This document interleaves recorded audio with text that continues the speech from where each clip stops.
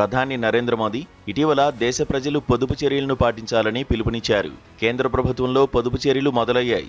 ఆంధ్రప్రదేశ్ సహా మరికొన్ని రాష్ట్రాలు ప్రధాని సూచనను శిరసావహిస్తూ ప్రభుత్వ వ్యయాన్ని తగ్గించే పొదుపు చర్యలకు శ్రీకారం చుట్టాయి.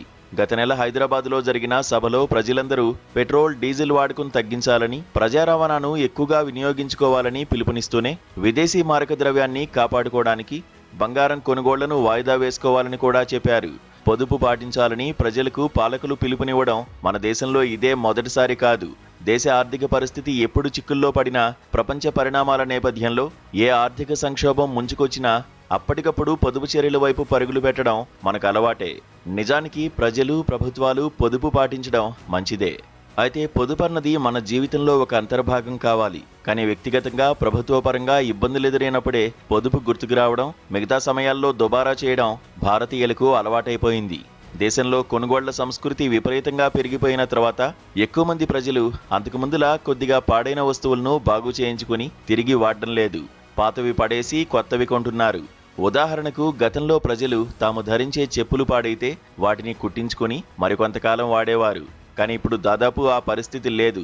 నేటి కొనుగోళ్ల సంస్కృతిలో అన్ని రకాల ఉత్పత్తులు ఇబ్బడి ముబ్బడిగా మార్కెట్ను ముంచెత్తుతున్నాయి. దానివల్ల ఉద్యోగ, ఉపాధి అవకాశాలు పెరిగాయన్నమాట నిజమే గాని ప్రజల్లో పొదుపు పట్ల అవగాహన పూర్తిగా లోపించింది. ప్రభుత్వాలు సైతం ప్రజలను పొదుపు పట్ల చైతన్యవంతం చేయడం లేదు.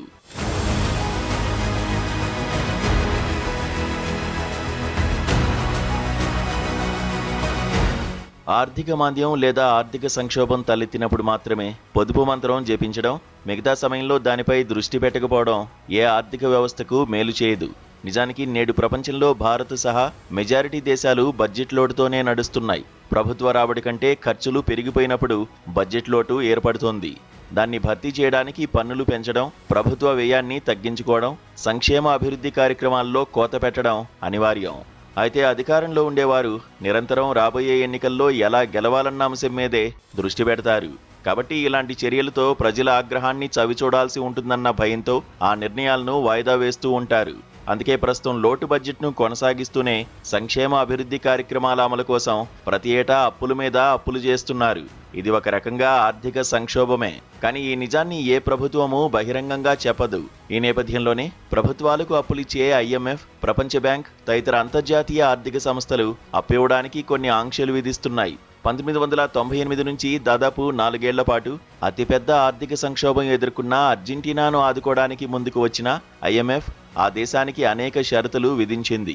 అందులో ప్రభుత్వ ఉద్యోగుల జీతాల్లో కోత, పెన్షన్దారులకు పెన్షన్లో కోత మొదలుకొని పలు సంక్షేమ కార్యక్రమాలకు కత్తెరవేయాలన్న నిబంధనలు ఉన్నాయి. అర్జెంటీనాతో పాటు ఐర్లాండ్, పోర్చుగల్, తుర్కియే తదితర దేశాలు ఆర్థిక సంక్షోభం ఎదుర్కొన్నప్పుడు సైతం ప్రపంచ స్థాయి ఆర్థిక సంస్థలు ఆ దేశాల ఆర్థిక విధానాలను ప్రభావితం చేశాయి. 1991లో భారతదేశం తీవ్ర ఆర్థిక సంక్షోభాన్ని ఎదుర్కొన్నప్పుడు ప్రధాని PV నరసింహారావు దేశంలో ఆర్థిక సంస్కరణలను ప్రవేశపెట్టారు. ఎగుమతులను ప్రోత్సహించడానికి రూపాయి విలువను తగ్గించారు. లైసెన్స్ రాజును రద్దు చేశారు.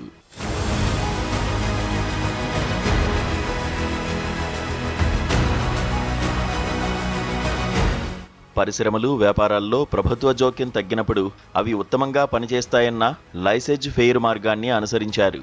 ఫలితంగానే 2 ఏళ్ల వ్యవధిలో భారత ఆర్థిక వ్యవస్థ చాలా వరకు కోలుకొంది. ఉదార ఆర్థిక విధానాలు అమలు చేయడం వలన దేశంలో సంపద పెరిగింది. అదే సమయంలో కొనుగోళ్ల సంస్కృతి విస్తరించింది. మూలధనాన్ని కూడబెట్టడం కంటే విలాస వస్తువులు వాడడం పట్ల ప్రజల్లో మోజు పెరిగిపోయింది. హోదాను ప్రదర్శించుకునేందుకు మధ్యతరగతి ప్రజలు సైతం విలాస వస్తువులను కొనుగోలు చేయడం ఎక్కువైంది. ఫలితంగా దేశంలో సంపన్నులు మొదలుకొని మధ్యతరగతి ప్రజానీకం వరకు బంగారు ఆభరణాల్ని పెద్ద ఎత్తున కొనుగోలు చేస్తున్నారు. దీనివల్ల కేంద్ర ప్రభుత్వం అత్యధికంగా విదేశీ మారక ద్రవ్యాన్ని వెచ్చించి బంగారాన్ని దిగుమతి చేసుకోవాల్సి వస్తోంది. ఈ నేపథ్యంలో సమాజంలో నిరాడంబరత, పొదుపు అనే వాటికి స్థానం లేకుండా పోయింది.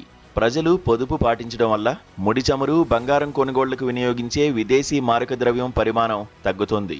దానివల్ల అనేక రంగాల్లో డిమాండ్ తగ్గుతుంది. వివిధ రంగాల్లో పెట్టుబడులు పెట్టడం నిలిచిపోతుంది. అలాగే వస్తు వినిమయం పడిపోతుంది. ఫలితంగా దేశంలో ఉద్యోగ, ఉపాధి అవకాశాలు క్షీణిస్తాయి. పొదుపు వల్ల ఫిస్కల్ కన్సాలిడేషన్ జరగదు. దేశంలోని వాస్తవ ఆర్థిక స్థితిగతులకు అనుగుణంగా నిర్ణయాలు జరిగినప్పుడే ఆశించిన ఫలితాలు అందుతాయి. ఈ నిజాన్ని ప్రముఖ ఆర్థిక శాస్త్రవేత్త పాల్ క్రూగ్మన్ పలు సందర్భాల్లో నొక్కి చెప్పారు. ఐఎంఎఫ్ కూడా దీన్ని చాలా వరకు అంగీకరించింది.